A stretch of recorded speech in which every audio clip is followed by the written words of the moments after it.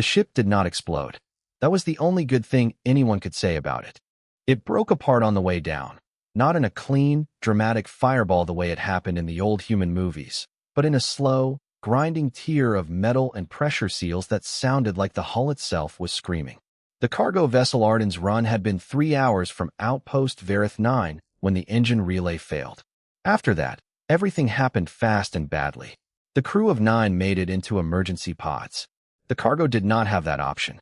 David Reeves woke up on a stretcher with blood on his face and no memory of the last 20 minutes. He was inside the Outpost's cargo bay, which had been converted into something between a medical station and a holding area. The ceiling was high and gray. Alien lights, the blue-white kind that Verithan stations preferred, buzzed quietly overhead. Around him were other stretchers, other survivors being looked at by alien medics with too many fingers and not enough patience. David sat up slowly. His ribs hurt. His left arm had a bandage on it that he did not remember getting. He looked around the room and tried to count what he remembered. Ship. Engine failure. Descent. The sound of Grunt's crate slamming against the cargo wall. Grunt. He got off the stretcher. A small gray-furred alien. A polvan, he thought, based on the flat nose and the large watery eyes, stepped toward him with a medical tool and said something in a language his translator had not fully loaded yet. "I'm fine," David said. "Where's the bear?" The polvan blinked. The large animal. Brown fur. Big. From my ship's cargo hold. "Where is it?" The polvan pointed toward the far end of the bay, and that was when David heard it. The sound came through the walls. Low and enormous and full of pain. It was the kind of sound that did not need a translator. It was the sound of something large and hurt and very, very angry. David walked toward it. Nobody stopped him at first because nobody was paying attention to one limping human when there were larger problems to manage. He passed 2 alien medics having a fast, sharp conversation near a terminal. He passed a row of empty cargo containers. He pushed open a heavy side door and stepped into the secondary holding bay. The room was about the size of a warehouse section. In the middle of it, bolted to the floor with emergency clamps, was a heavy containment crate, reinforced durasteel, about 4 meters long and 2 meters wide. It was dented on 2 sides. One of the clamps had bent. Inside it, something massive was moving. Grunt weighed close to 700 pounds on a calm day. Today was not a calm day. The bear was on his feet, which meant he was barely fitting inside the crate at all. His dark fur was matted with blood along his right shoulder and down his side, where at least 3 pieces of shrapnel had torn through during the crash. His eyes were wide and black and rolling. He was throwing himself against the bars, not constantly, but in sudden lurching surges, and every time he did, the whole crate shifted and screeched against the floor clamps. Around the crate, at a very safe distance, stood 4 alien figures in medical green. 2 were very thin, tall, insectoid, with 4 arms and compound eyes that caught the light in strange ways. One was a polvan. The 4th was a Drath soldier who had apparently been assigned to make sure the crate stayed where it was, and who looked like he very much wished he was somewhere else. Standing closest to the group, though still a good 10 meters from the crate, was a very thin woman, if woman was the right word, in a different kind of green. Her coat was longer. Her posture was stiff. She had a data board in 2 of her 4 hands, and she was writing on it with quick, precise movements. Dr. Oru. David had seen her name on the outpost staff list when he had filed his transit papers weeks ago. Chief Veterinary Officer, Outpost Verith 9. She was not looking at the bear. She was looking at her data board. David came up beside her, and she startled, stepping back, her compound eyes widening in a way that probably meant alarm. "Human," she said. Her translator gave the word a flat, cautious tone. "This area is not." "That's my bear," David said. She looked at him the way someone looks at a person who has just said something completely unreasonable. "That animal is not safe for approach. We are assessing options for." "What options?" She paused. Then she turned back to her data board. "Sedative gas dispersal. The crate is sealed well enough to hold concentration if we." "You mean you're going to gas him?" "We are going to sedate him for his own." "And if the dosage is wrong?" "You've never sedated a Kodiak bear before. You don't have his weight on file. You don't have his medical history, and he's already stressed and bleeding." David's voice was not loud. It was very flat. "If the dose is wrong, you'll kill him." Dr. Orus' mandibles moved. He had learned, what Verathin did instead of pressing their lips together. The risk to station personnel is manageable, David said. Let me try. She looked at him, not at her board, at him. Her compound eyes moved over his face in a way that was hard to read. You are injured, she said. Yes. That animal isn't a pain response. It is not rational. I know. It could kill you. I know that too. He looked at the crate. Grunt had gone into one of his surging fits again, throwing his weight against the bars, and the sound of it filled the room. David watched and waited until it stopped. But he's not going to, he said quietly. Let me try. The room was not silent. Grunt was still making low sounds, deep chest sounds that vibrated through the floor. But the people in it had gone quiet. The Drath soldier was staring. The two Verathin medics had stopped moving. Even the pole van who had followed David from the main bay was standing very still. Dr. Oru looked at her data board for a long moment. Then she looked at David. If it becomes dangerous. It won't, he said. He was already walking. He did not run. He did not hesitate. He just walked, barefoot on the cold floor, because someone had taken his boots off at some point, and he had not noticed, straight toward the crate where 700 pounds of hurt and frightened bear was waiting. Behind him, nobody moved. Nobody spoke. The only sound was Grunt, and David's steady footsteps walking toward him. There is a thing that happens in the body when it is afraid and moving toward the fear anyway. The chest gets tight. The hands want to pull back. The legs want to stop. Every part of the body that is built for survival says, very clearly, that this is a bad idea. David Reeves knew that feeling well. He had known it the first time he walked toward a wounded grizzly on a recovery reserve in Alaska 11 years ago. He had known it every time since. The feeling never went away. He had simply learned that the feeling was not the same as the truth. He walked toward the crate, and he did not stop. Grunt had gone quiet for a moment. Not calm, not safe, just gathering. His massive head was low, his dark eyes fixed on the human approaching him. His breathing was fast and wet and wrong. The wounds along his shoulder were still seeping. His right paw was pressing into the floor of the crate with all his weight on it. David stopped about 6 meters out. He stood still. He did not look directly at Grunt's eyes. He angled his body slightly sideways, reducing his profile, making himself look smaller. He let his arms hang loose. He breathed out slow. Then he started talking. Hey, big guy, he said. Low. Not a whisper, but close to one. Hey, I hear you. I hear you. Grunt's head moved. His ears, round and dark and dusted with gray at the tips, swiveled forward. I know you're hurt. I know everything went wrong tonight. David took one slow step forward. Just one. I've got you. You hear me? I've got you. Behind the safety barrier at the far end of the room, Dr. Oru stood with her data board lowered for the first time since David had entered.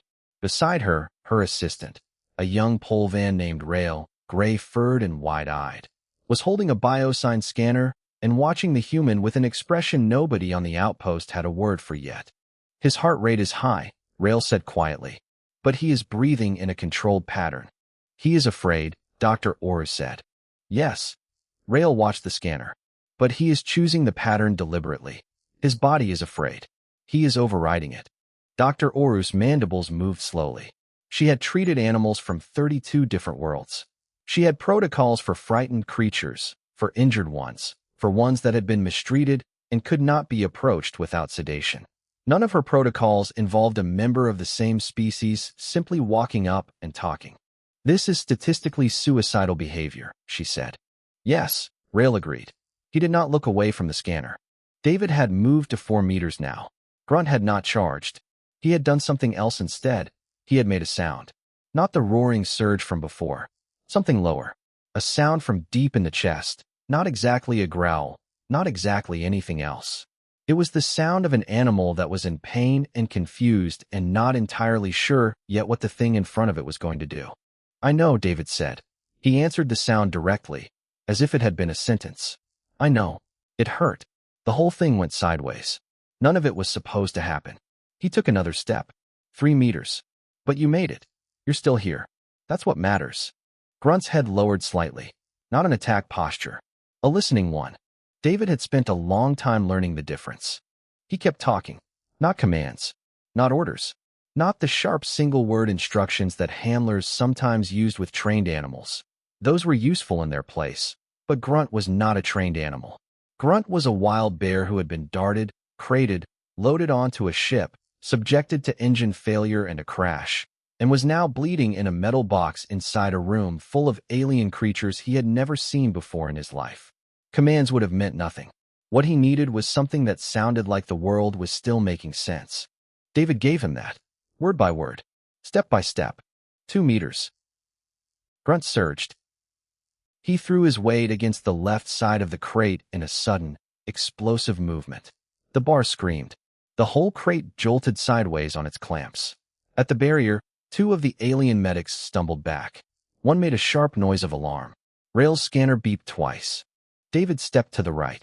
Not backward. Sideways. Just enough to be out of the direct line of the bars if they gave. He kept his feet under him. He kept his arms loose.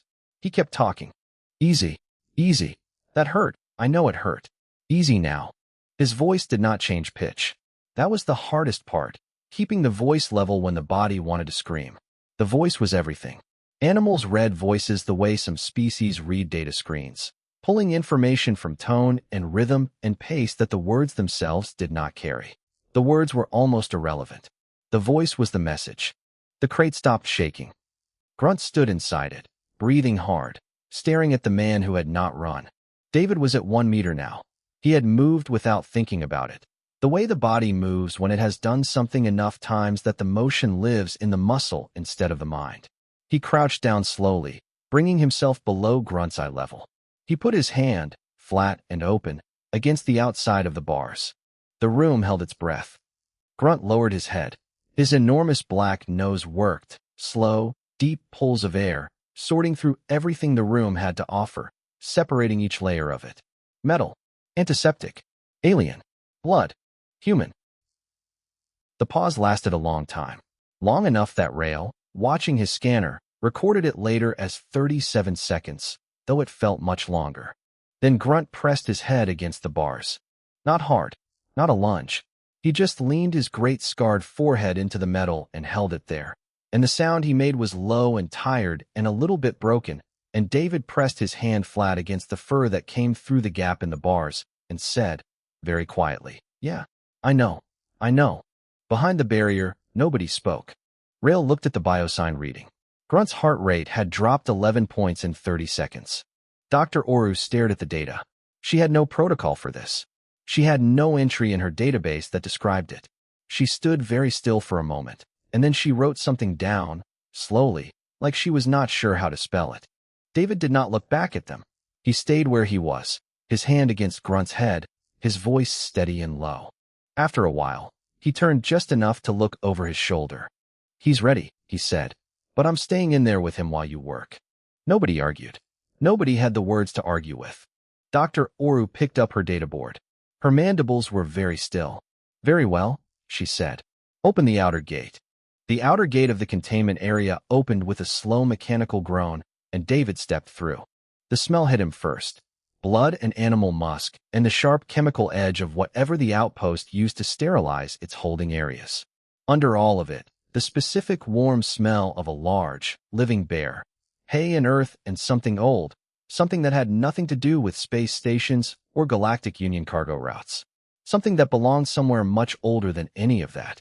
Grunt watched him come in. The bear had settled somewhat, still breathing hard, still pressed against the left side of his crate, but no longer surging. His dark eyes followed David's movement the way they always did. Patient. Tracking.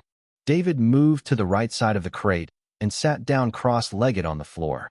He put his back against the bars. He could feel Grunt's warmth through the metal. "Okay," he said, to no one in particular, or to everyone. "You can start." Dr. Oru did not enter the enclosure. She had made that clear before the gate opened. She stood at the outer control station and directed 3 small medical drones through a remote console, gray floating units, each about the size of a human head, fitted with cleaning tools and precision instruments. They entered through a small upper hatch and descended toward the crate with careful, even movements. Grunt saw them and immediately made the chest sound, the low, warning rumble that meant something was wrong. "Hey," David said. He put his hand flat against the bars, pressing into the fur on the other side. Hey, those are just tools. They're not going to hurt you. Well, he paused. They might sting, but it's going to fix things. Stay with me. Grunt's rumbling softened, slightly. Not gone.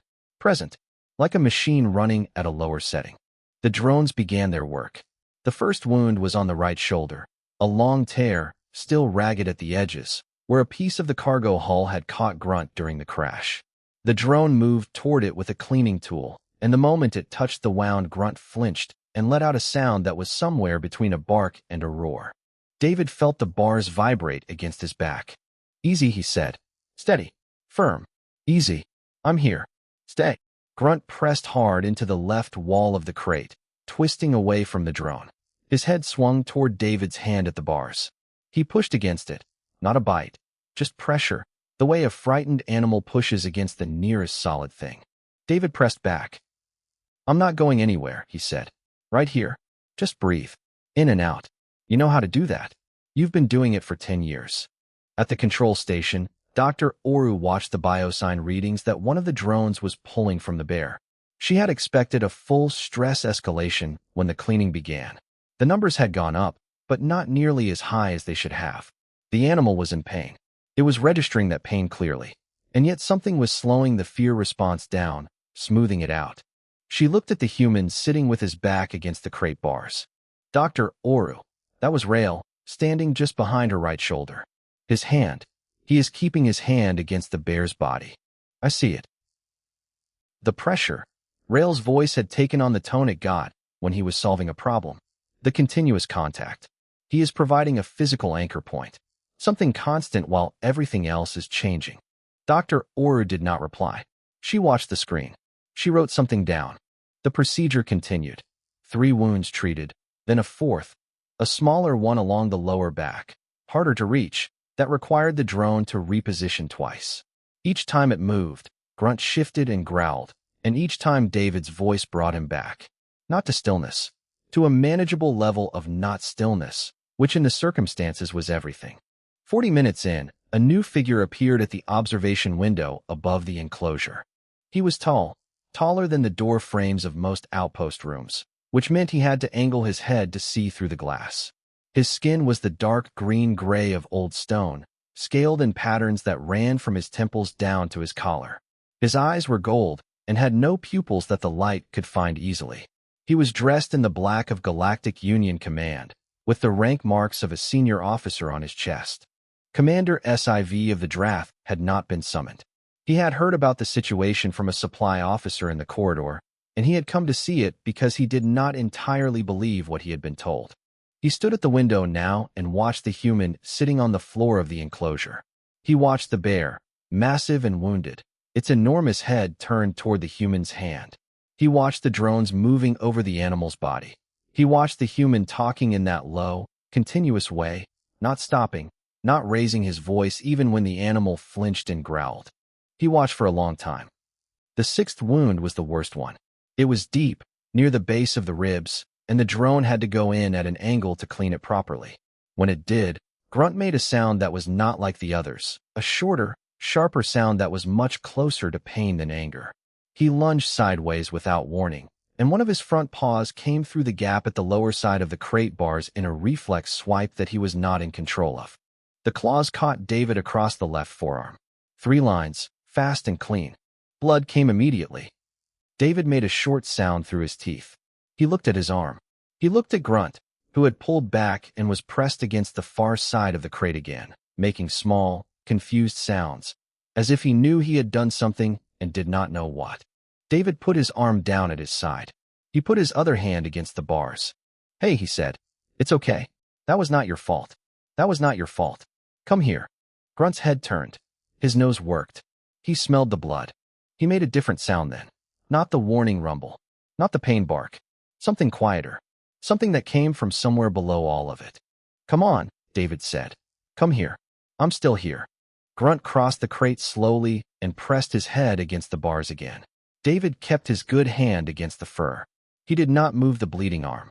He just sat there on the floor, leaning into the bars, while the drones finished their work. The procedure took just over 2 hours in total. When it ended, Dr. Oru sent the drones back through the upper hatch and recorded Grunt's final readings. Heart rate elevated but stable. Wounds dressed and sealed. No signs of secondary infection. No signs of internal damage beyond bruising. She wrote her notes slowly. When she got to the part about pain management and patient behavior, she stopped. She sat with her stylus above the board for a moment. Then she wrote, "Patient calmed by sustained human proximity and vocalization. Physical contact maintained throughout procedure. Mechanism unknown. No prior record of similar technique in Galactic Union veterinary database." She underlined the last 4 words, then thought about it, and underlined them again. At the observation window, SIV had not moved. He was still watching. Inside the enclosure, David had not gotten up. He was sitting on the floor, back against the crate, arm bleeding quietly, eyes closed. Grunt's breathing had slowed. His great weight shifted and settled. Through the bars, the two of them were leaning into each other. Behind Dr. Oru, one of the Verithin medics said to another, very softly, "Does every human do this?" The other one thought about it. "I think some of them do," he said. "I don't think all of them remember how." SIV said nothing. He kept watching. His gold eyes moved slowly from the sleeping bear to the sitting man to the blood on the floor, and his expression was the expression of someone who had understood something and was not yet certain whether it was something small or something very large. He was beginning to think it was the second one. The medical ward of Outpost Verith 9 was a long room with 6 beds along one wall and a row of monitoring stations along the other. It smelled of antiseptic and recycled air and something faintly sweet that David could not identify and did not ask about. His left arm had been bandaged from just below the elbow to the wrist. 3 clean lines, not deep enough for real damage, but enough to need sealing. His ribs had been wrapped. The cut above his eye from the crash had been closed with 2 small strips of adhesive. He was sitting up in the bed with a cup of something warm that was not coffee, but had been handed to him by a Polvan nurse who had seemed to feel strongly about it. Grunt was 4 rooms away. Sedated. Stable. Dr. Oru had checked on him twice in the last hour, and each time had sent a brief update to David's room terminal, which he thought was unusual but did not say anything about.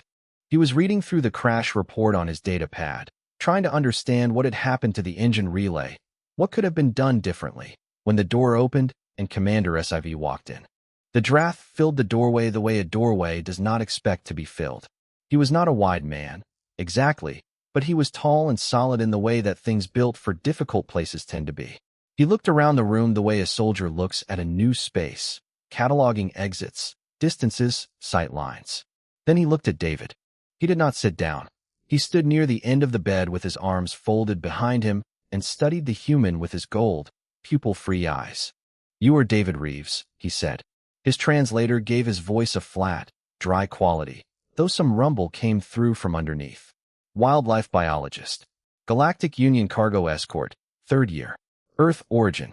"That's on my file," David said. "I read your file." David set his datapad down. "Okay." SIV was quiet for a moment. He looked at the bandage on David's arm.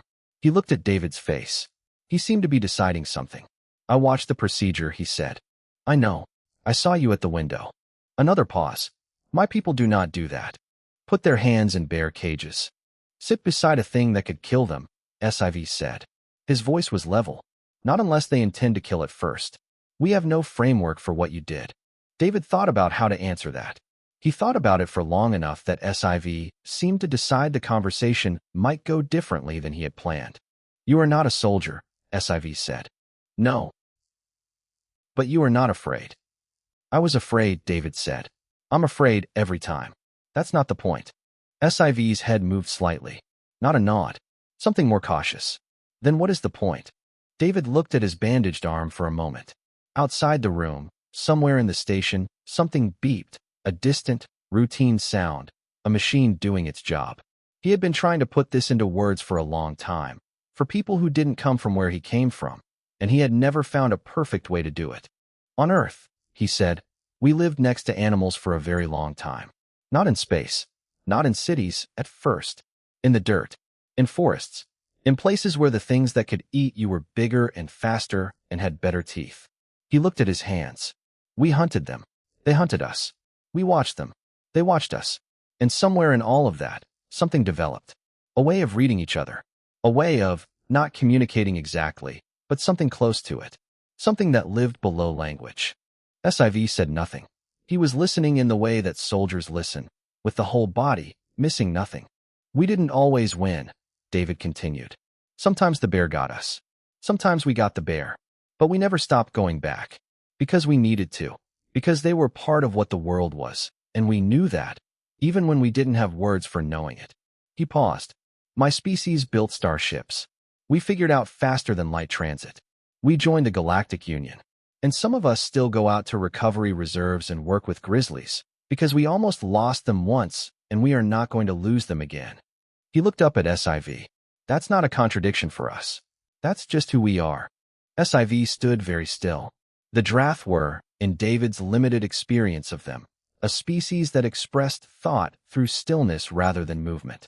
When they were processing something difficult, they went quiet in a particular way, like a machine running something complex and holding all other output until it was done. What is the creature? SIV said, finally. The bear. What is it to your kind? David thought about that. Grunt specifically, or bears in general? Both. Bears in general are. He paused, looking for the right small word for a very large thing. They are very old. They were on Earth long before we were anything like what we are now. They're smart. They remember. They don't want anything from you. They're not trying to be your friend.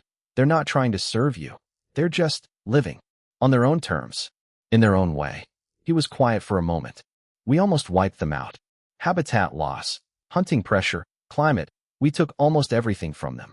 And then at some point enough of us looked at what we'd done and decided it wasn't acceptable. So we changed things. It took a long time, but we brought them back. SIV moved then. He walked to the window. The room had a long, narrow viewport that looked out on the station's inner ring, lights and walkways, and the quiet movement of alien life. He looked at it without seeing it. On my world, he said, there was a creature. Large. Six-limbed. The apex predator of the northern continent. My ancestors hunted them for generations. It was how rank was proven. How strength was measured. His voice was flat and even. They are gone now. Have been, for 200 years. David said nothing. I have seen images, SIV said. Files. That is all. He turned back from the window. His gold eyes moved to David's face. Your bear? The one in that crate. You brought it back from the dead. Not me personally, but my people did. Yes. And now you carry it across space on a cargo ship to put it somewhere safe. Yes. SIV looked at the bandage on David's arm. He looked at it for a while. On my world, he said, that animal would be a symbol of power. Conquest. The thing a warrior proves himself against. I know, David said. A lot of species see big animals that way. And on yours. David was quiet for a moment. We decided he was worth protecting, he said. SIV looked at him. The gold eyes held steady. Then he said something that his translator did not immediately convert. A single word in Drath that sat in the air for a moment before the translation came through, flat and insufficient, as, understood. He said nothing else. He turned and left the room. David sat with his cup of not coffee and looked at the door for a long time after it closed. Through the wall, somewhere nearby, he could hear nothing. Grunt was still sedated, still breathing slow. But David felt better for the distance being as small as it was. He picked his data pad back up, then put it back down, then sat looking at his bandaged arm with an expression that was not quite a smile and not quite something else, but somewhere in between. Word travels differently on a space station than it does on a planet. On a planet, there is distance. A story has to cross ground to get somewhere, and the ground slows it down, changes it. On a station, there is no ground. There are corridors and shared meal areas and maintenance decks where 12 different species do 12 different jobs in a space that was never quite big enough for all of them. On a station, a story can go from one end to the other before the person it is about has finished drinking their breakfast. By the time David walked into the common area the next morning, the story had already been everywhere. He noticed it in the way people looked at him. Not the way they had before, the distracted, incurious glance that most station residents gave a human in transit, filed mentally under nothing special, moving on. This was different. This was the look of people who had heard something they were still working out. An alien cargo loader stopped moving when David passed. Two Verithin engineers leaned toward each other and spoke quickly in low tones. A group of Polvan workers eating at one of the long tables looked up, looked at each other, then looked carefully away. David got a tray of food and found a seat in the corner and ate with the focused attention of a man whose body had run a significant deficit the night before. He was halfway through the meal when Dr. Oru appeared at the edge of the table. She was alone, which he had not yet seen. She was always with Rail or with a data board or both. Now she had neither. She stood at the edge of his table with her forearms arranged in what he had learned was a neutral posture for Verithin. None of them crossed, none of them reaching, no defensive angles. She was choosing the posture deliberately. "May I sit?" she asked. "Please," he said. She settled across from him in the way Verithin sat, forward weight on the lower arms, upper arms folded in front of her. She did not have a tray. She looked at him for a moment and seemed to be deciding where to begin. "I have a question," she said. "A professional one." "Go ahead." "The bear. The Kodiak." She placed her long fingers together. "I have been reviewing the biological literature on Earth megafauna since last night. The data in the Galactic Union records is incomplete. The size of the species, their general behavioral classifications, their habitat. That is all." She paused. "There is no record of what I observed yesterday. No record of individual trust capacity at that scale. No record of cross-species signaling mechanisms between Earth's large fauna and humans." She looked at him directly. "How is that possible?" David set his fork down. "Because nobody thought to write it up," he said. "When humanity submitted its species profile to the Galactic Union, we sent the science, the biology, the technology index, the history of our civilization." He thought about it. Nobody thought to include the part about how we learned to read animals, because from our side it didn't look like science. It just looked like something people knew how to do. Dr. Oru's mandibles moved slowly. "It is science," she said. "What I observed yesterday has medical applications I am still trying to quantify. The reduction in the patient's cortisol response alone." She stopped. "How does it work? The physical part. How does a human body communicate safety to a predator of that size?" David sat back. He thought about the best way to explain something he had learned by doing it, over years, in places where getting it wrong meant getting hurt. "A few things at the same time," he said. "Body posture. Angling sideways reduces perceived threat size. Not making eye contact directly. Breathing slow and even, which they can hear and feel at close range. And voice." He paused. "Voice is most of it. There is a register, a specific low, even tone, that large mammals respond to. Not because it means anything to them in words. Because it sounds like the world is not ending. Animals are always listening for whether the world is ending. If your voice says it isn't, something in them can settle." Dr. Oru was very still. She was writing on nothing. She had no board, but her fingers were moving slightly in the way they moved when she was composing notes. He wondered if she had a recorder somewhere. "And the physical contact," she said. "The pressure. You kept your hand against him throughout." "Continuous touch is grounding," David said. "It gives the animal a constant input in an environment full of unpredictable inputs. It's the one thing that doesn't change. So the nervous system can hold on to it." Dr. Oru looked at him for a long moment. "This is not in any database I have access to," she said. "I know. Your species has been a Galactic Union member for 16 years. Nobody has submitted this. Nobody thought of it as something worth submitting," David said again.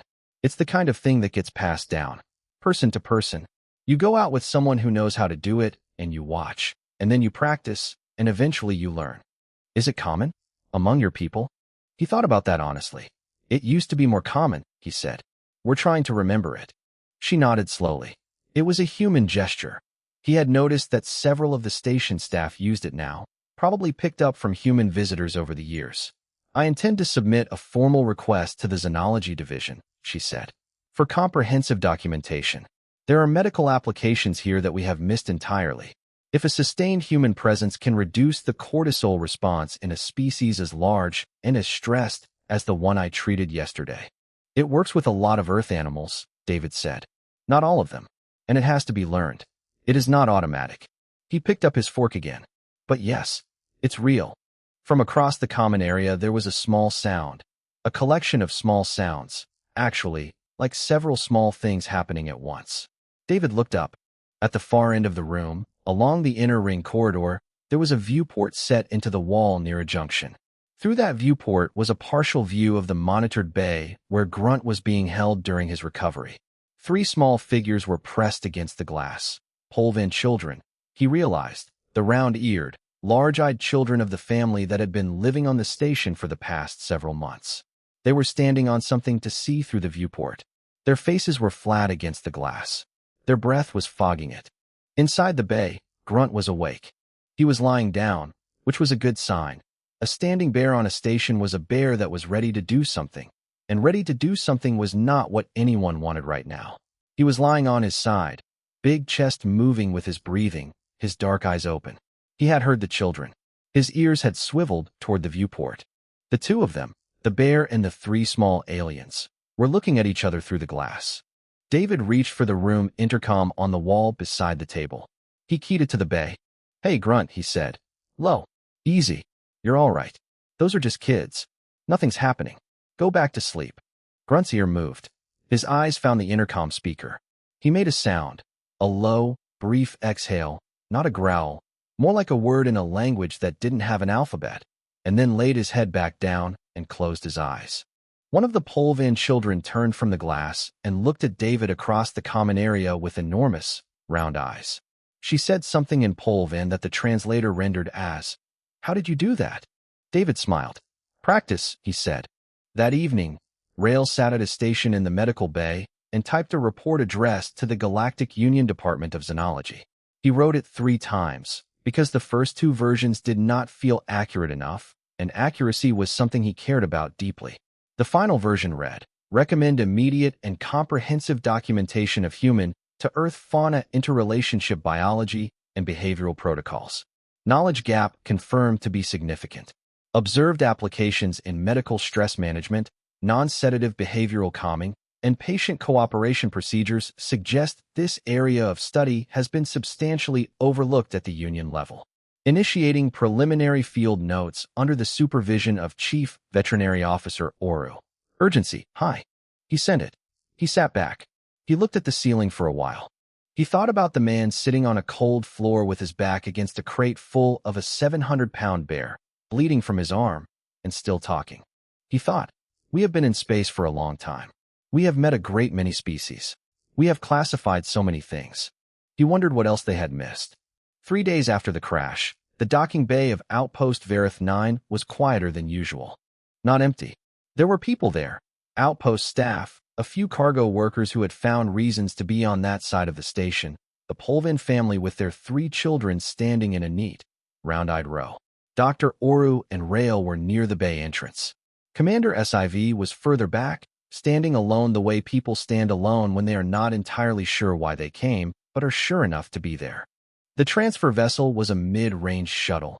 Nothing special, the kind that ran supplies and small cargo between frontier outposts and the Union's inner facilities. Its cargo bay had been modified to fit Grunt's crate with secure overhead clamps and a small monitored enclosure. The crew had been briefed. They had been briefed twice, actually, because the first briefing had raised several questions. David was loading the crate himself. The docking bay crew had offered to help, and he had thanked them and asked them to stand back. Not because he didn't trust them, but because this part, the transitions, the moving from one place to another, was always the part that could go wrong fastest.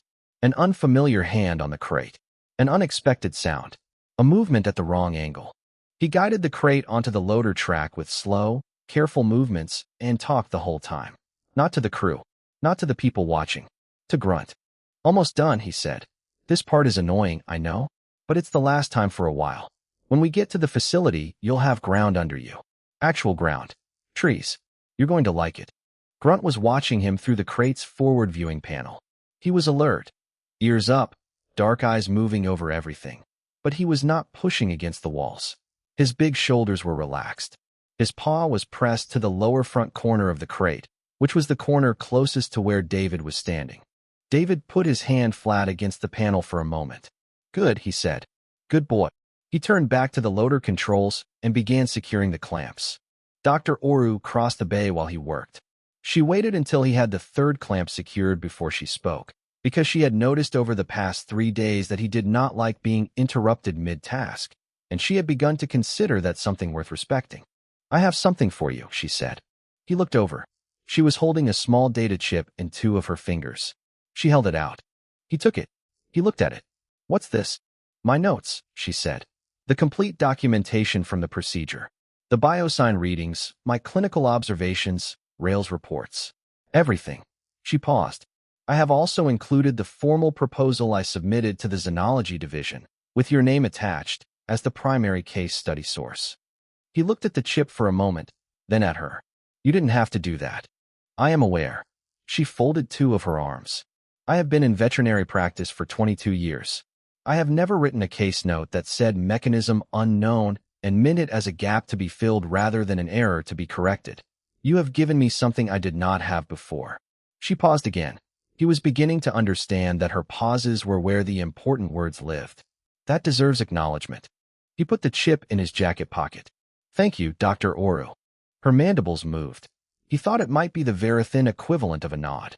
He turned back to the final clamp and found SIV standing beside him. The draft had moved quietly for a being that large. David was used to reading SIV's silences now. There were several different kinds. The one he had arrived with today was not the interrogating kind or the processing kind. It was something he had not seen on SIV before. Something that sat more heavily, more deliberately. SIV reached into the front of his uniform jacket and took out something small. He held it out in his palm. It was carved from something dark, stone or bone or something that might have been either. About the size of a large coin, roughly rounded, with a shape pressed into it that David couldn't immediately name. Geometric, strong lines. It had been handled many times. The edges were worn in a way that took years. "What is this?" David said. "A draft rank token," SIV said. His voice was the same flat, dry tone it always was, but there was something underneath it that was doing a different job today. "Given between warriors who have earned each other's respect." David looked at it. He looked at SIV. "I am not a warrior," he said. "No," SIV agreed. "You are not." He kept his hand out, the token on his palm. "But what you did in that bay was not nothing. In my culture, that would have a word. The word would not translate exactly into common tongue." He paused. "The closest is staying." David picked the token up. It was heavier than he expected. It sat in his palm and felt old and real in the way that things feel when they have passed through many hands over a long time. He looked at it. He looked at SIV. He nodded once. SIV nodded back. Then he stepped aside, folded his hands behind him, and looked at the shuttle. The Polvan children had crept closer during the exchange.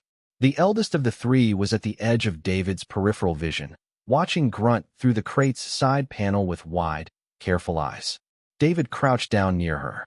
"Do you want to say goodbye?" he said. She looked at him. She looked at the crate. She looked at Grunt, who was looking at her. She nodded very fast. "Okay," David said. He moved to the side of the crate and put his hand against the panel. "Grunt, you've got a visitor. Be good." Grunt turned his head. His big nose pressed against the panel from the inside, leaving a dark smear on the material. The child stepped forward, carefully, and touched the outside of the panel with one small finger exactly opposite where Grunt's nose was. The bear made the low chest sound. The child made a sound very similar to it, and whether it was intentional or reflex nobody in the bay could say, but it landed in the air like a complete sentence. Grunt's tail moved, very slightly. Once. David stood up. He picked up his bag. He shook Rail's hand. The Polvan gave a 2-handed grip that was probably the warmest greeting his species had and held it for a moment before letting go. He turned and walked up the ramp into the shuttle. He found his seat. He buckled in. He looked out through the interior porthole at the loading bay, at the crate secured under the overhead clamps, at the viewing panel where one large dark eye was visible. The shuttle sealed and undocked. As the vessel moved away from the station and turned toward the transit lane, Rail stood beside Dr. Oru in the emptying docking bay and watched it go. "I have treated patients from 41 species," he said. "I know," Dr. Oru said. "I have never seen what I saw in that bay." "Neither have I." He was quiet for a moment. The shuttle was small now against the width of the viewport. "Getting smaller." "What do we call it?" he said. "What we saw? Is there a term?" Dr. Oru watched the shuttle until it cleared the station's outer ring and became a point of light among other points of light. She thought about the readings she had taken, about the cortisol numbers, about the bear's heart rate dropping while a bleeding human sat against a metal crate and talked to it, about the part she could not put in a clinical report because she did not have a clinical word for it. I have no classification, she said. The human had words for it, I think, but I do not think he used them with the bear. She paused. He called it just being there. Rail said nothing for a while. Then, that is a very small phrase for what it was. Yes, she said. I think humans often have very small phrases for very large things. They stood at the viewport a little longer. The station sounds went on around them. The hiss and click of systems, the distant movement of crew, the routine mechanical heartbeat of a place where life happened in all its strange and various forms. The shuttle was gone from sight now, out in the dark, moving through the quiet between stars. Inside it, a man sat in his seat and a bear breathed slow in the crate nearby, and neither of them needed to speak because they had already said everything that mattered, in the only language that had ever worked between their kinds, the one that was older than either of them, the one that did not have an alphabet or a grammar or a place in any Galactic Union database. The one that just meant, I am here, and I am not going anywhere. The galaxy was old, and it had seen many things. It added this one to its long and imperfect memory, and held it alongside the others, the small, quiet, true things that did not make headlines or treaties, but mattered in ways that were very hard to measure and very easy to feel. A man, a bear, 700 pounds of old Earth moving through the dark, and the stars, as they always do, going on and on.